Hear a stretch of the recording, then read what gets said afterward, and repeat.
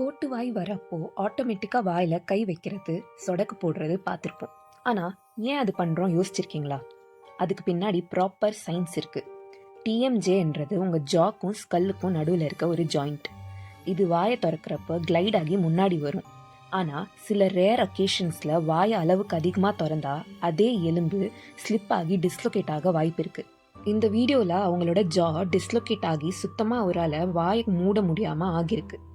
Doctor அங்கே கரெக்டான மெத்தடில் ஜாவை ரெடியூஸ் பண்ணியிருக்காரு.